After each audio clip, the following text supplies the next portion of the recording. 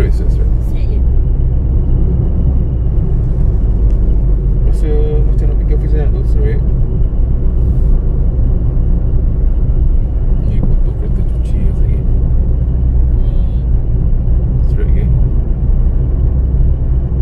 Sebelum flyover sana tu.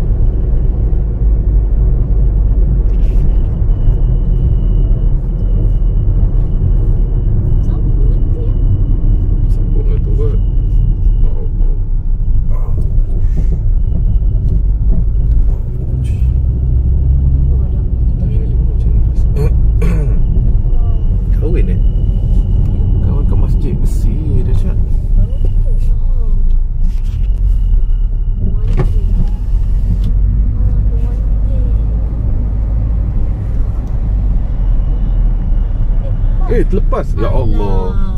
Apa? Depan nak boleh. Sibuk tak pengantin. I am lack of. Belakang ni. Sini boleh ke? Boleh depan boleh. Dia depan sikit. Yang sini boleh. Boleh.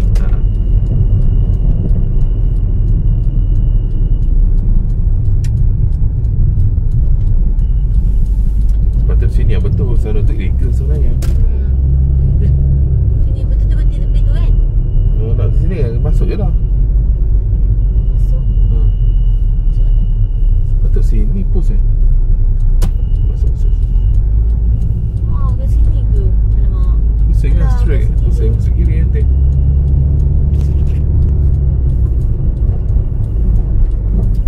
Tengok Puantin kan? Puantin. Sebenarnya kau ni tak ada traffic light lah.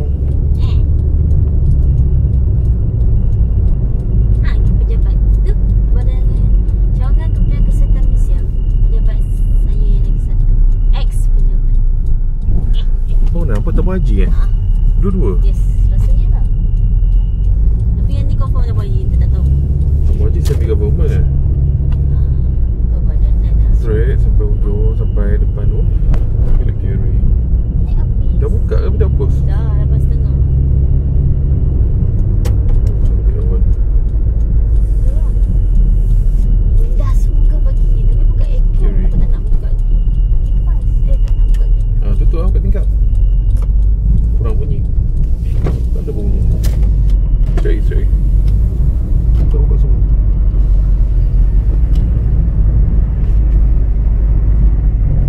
Bila nak duduk kat istana?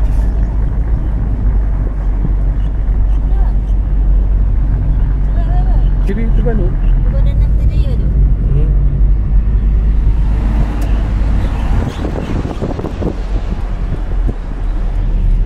Kiri sini. Saya tak pernah ambil sendiri. Parking kereta dia tu mesti ambil surat tu.